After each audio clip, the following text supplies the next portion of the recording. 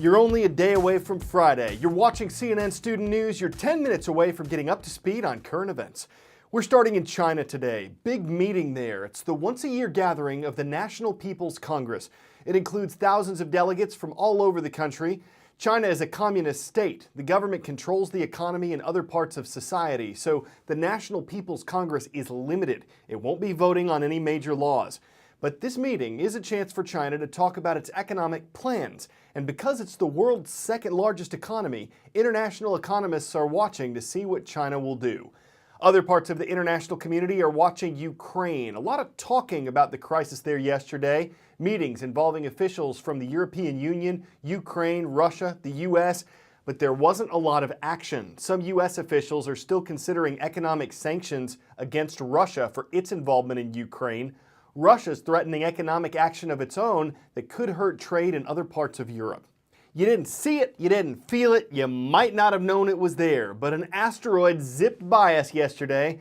Well, that's relative. It was close by space standards, it wasn't in terms of miles. But since there's a 1 in 10,000 chance of this same asteroid coming back near us on March 4th, 2046, Chad Myers is going to help us get to know it. Chad. Yeah, Carl, an asteroid yesterday flew between the Earth and the Moon, or at least the orbit of the Moon. It's about 250,000 miles between the Earth to the Moon, and this was slightly inside of it, 90% all the way from here to here, or 10% from here to here. So it was still about 217,000 miles away as it flew on by the Earth. Now let's think about the size of this, because here's a baseball diamond right here. Here's actually the Turner Field. And if you take a ball of a big rock and you put it right over the infield, that's how big this asteroid was, right over the infield of any baseball diamond. Now you take that, you fly that in between the Earth and the Moon, and you have something going for you. Now this is not one of the closer ones probably we'll have this year, but it certainly is 90% of the way between the Earth and the Moon, and it's called DX 110. 110 because it's actually the 110th asteroid that they have found so far this year.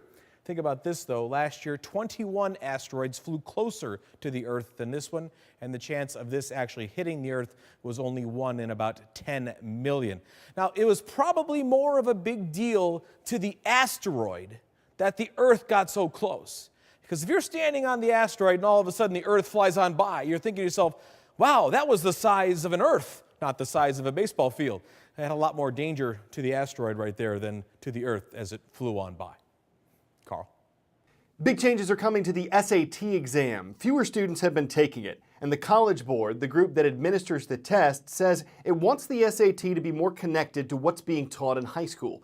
Changes take effect in 2 years. The top score you can get, currently 2,400, it's going back to 1,600. Vocabulary words will be easier, essays will no longer be mandatory, and you won't need to know as much about as many subjects. Critics say it'll dumb down the test. It'll be more closely aligned with Common Core curriculum, which supporters applaud for setting national education standards, but critics say hurts students and goes against states' rights to set their own standards. Time for the shout out. The word aurum is Latin for what element on the periodic table? If you think you know it, shout it out. Is it silver, aluminum, tungsten, or gold? You've got 3 seconds. Go. With atomic symbol Au and atomic number 79, gold comes from the Latin term aurum. That's your answer, and that's your shout out. Yesterday, gold was trading on the stock market at over $1,300 an ounce. It doesn't tarnish or corrode. It's been used in jewelry for thousands of years. It's mentioned in the Bible, the Torah, the Quran, and it's been the one universally acceptable form of currency. People have hunted gold in mountains and seas, but recently it just turned up in someone's backyard. It may be the greatest buried treasure ever found in the United States. Coin after coin, more than 1,400, all of them pure gold, found by some lucky couple on their California property. Estimated worth $10 million. How did they find these coins? They were out walking their dog on their property like they'd done for years, and they spied something, a metal, and they went to investigate. They thought it was full of paint. The couple wants to remain anonymous, but that hasn't stopped some people from trying to figure out who they are and how the riches wound up on their property. The latest theory is that it's part of an early 20th century heist at the San Francisco Mint.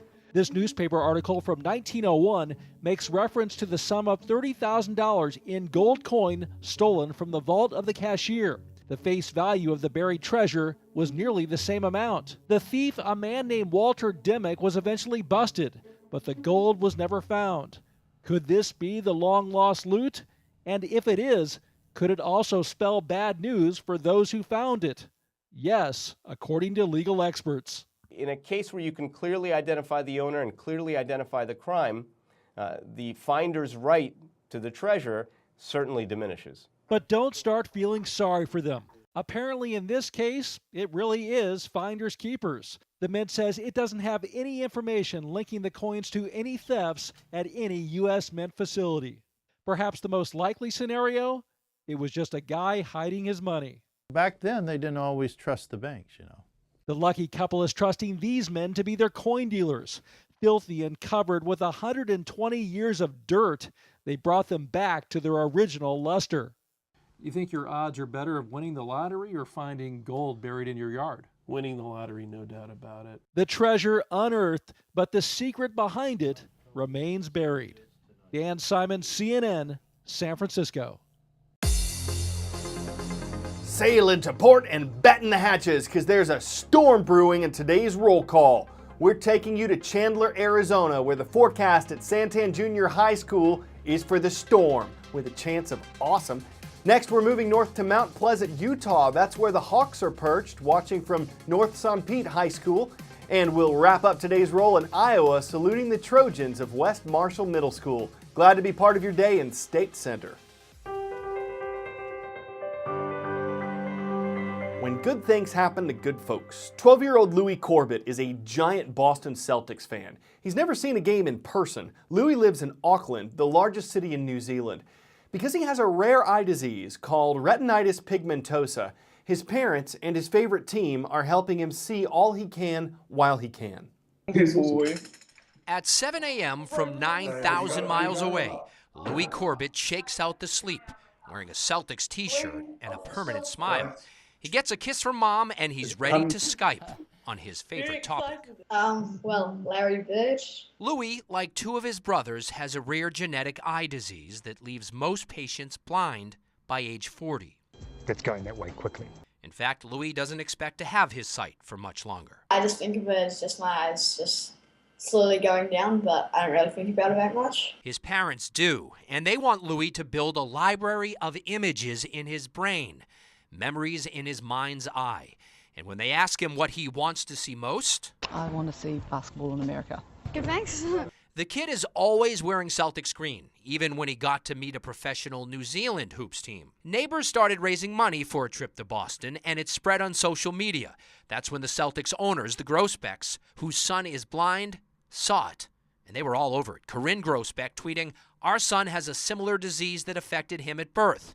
I'm on it." Boston Celtics got hold of us and said, "Hey, if you're coming over, love to see you. What can we do?" The team's bringing Louis to Boston next week. He'll watch his favorite team live from a luxury box. I'm hoping the Celtics will win, but because, first in the year game will be great to see a win, but and I just want to meet the players as well. That would be cool.